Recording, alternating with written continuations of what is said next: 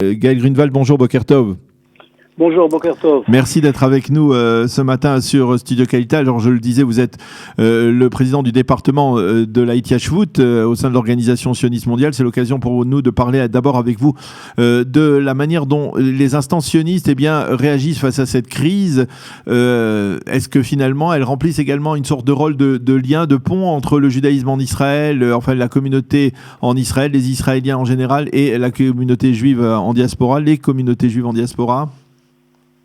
Et avant de parler des communautés juives en diaspora, la première chose que les différentes institutions devaient s'occuper, c'est d'abord des shlichim.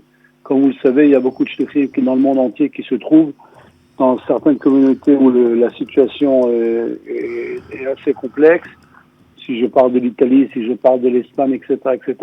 Donc, la première mission de ces institutions, c'était de tout faire pour être sûr que les shlichim se trouvent dans des bonnes conditions.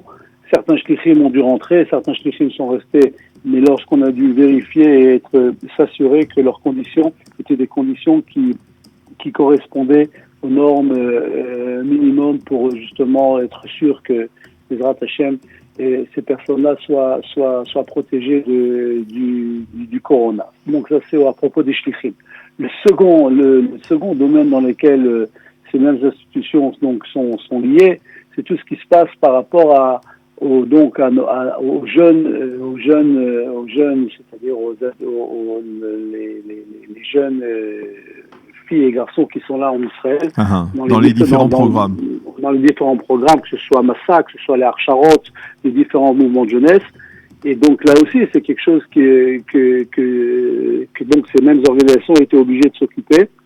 Et certains programmes ont été annulés, c'est-à-dire que nous avons demandé aux participants de rentrer justement en Chutz-La'aretz.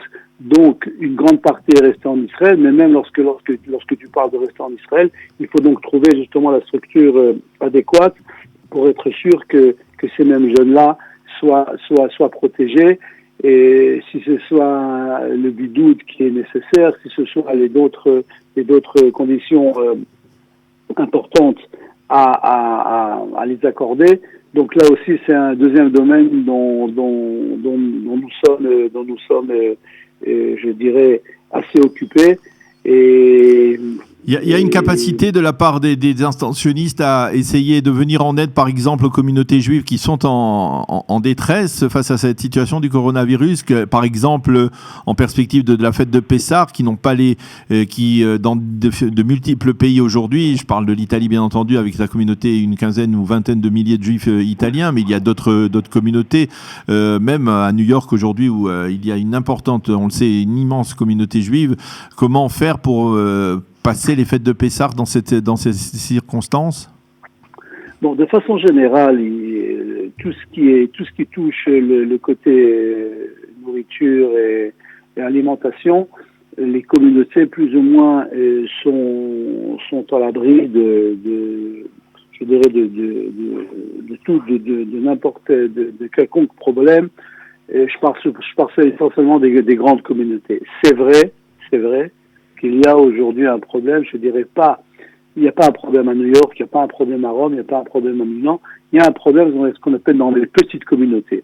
Pourquoi il y a un problème dans les petites communautés? Parce que effectivement, il y a un problème de transport, il y a un problème de savoir comment donc les matzot et le vin, etc. Pourront arriver dans ces communautés-là. Et il y a effectivement une certaine collaboration entre les institutions en Israël et les communautés. Mais encore une fois, il faut avouer que nous sommes dans une situation très très très complexe, très très difficile. Et comme vous le savez, une grande partie des gens qui travaillent dans ces institutions-là ne travaillent pas directement depuis leur bureau, c'est-à-dire que les gens travaillent depuis la maison. Il y a une partie des gens qui sont en bidoud. Donc tout ça rend les choses un petit peu difficiles. De façon générale, il y a un certain soutien. Mais encore une fois, j'aimerais être franc avec nos auditeurs. Il est impossible de donner une réponse, je dirais totale, surtout par rapport aux petites communautés où les gens, de façon générale, sont assez loin des centres, des capitales, des centres importants des différentes communautés juives à travers le monde. Alors, Gaël Grunewald, je voudrais que nous évoquions également pendant les 2-3 prochaines minutes une grande figure, je le disais, du mouvement Bnei Akiva. Vous avez été vous-même le directeur général, le secrétaire général du Bnei Akiva pendant de nombreuses années, du Bnei Akiva mondial. Une fonction qui a été remplie également par Yitzhak Stiglitz. Yitzhak Stiglitz, qui était un chaliar connu en France et qui nous a quittés cette semaine des suites d'une longue maladie. Je voudrais que vous nous parliez de Yitzhak Stiglitz, Zichrono Livracha. Voilà, effectivement, nous avons passé une semaine assez triste parce que malheureusement notre ami Yitzhak Stiglitz nous a quittés.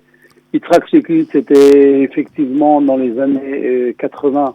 Yitzhak Stiglitz était chaliar du Bnei Akiva en Europe et il a siégé à Paris pendant quelques années. Et c'était une personne très aimée, une personne très appréciée, une personne, je dirais, très chaleureuse et qui justement avait cette faculté de pouvoir créer une relation très chaleureuse avec, je disais hier, depuis le grand rabbin de la même communauté jusqu'au dernier membre du Bnei Akiva dans le même SNIF dans lequel le Bnei Akiva était actif.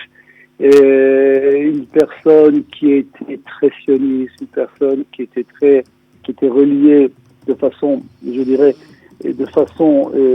totale au message justement du Bnei Akiva, qui est ce message justement de Torah et du contact, des relations entre la Torah et la création de l'État d'Israël et le sionisme religieux de façon générale. Et c'est effectivement, comme vous l'avez dit vous-même, je vois même les réactions qu'on reçoit, que ce soit de la part d'anciens shlichim, mais même de chanichim, de chanichot, qui connaissaient donc Yitzhak. Et effectivement, nous sommes tristes. Il y a quelques années, nous avons perdu Yoske Shapira, qui était à la tête du Bnei Akiva pendant des années, qui était, si vous voulez, le fondateur du Bnei Akiva. Et aujourd'hui, Yitzhak, qui lui-même a également, comme vous l'avez dit, était le directeur général du Bnei Akiva, nous a quittés.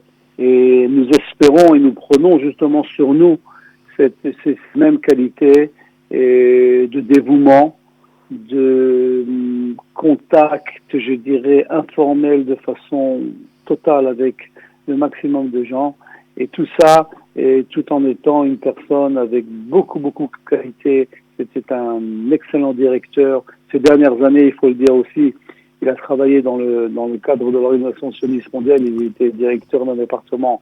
Et dans ce cadre, justement, de ce département, il était responsable de centaines de shlichim morim, c'est-à-dire des shlichim qui sont envoyés dans les différentes écoles à travers le monde.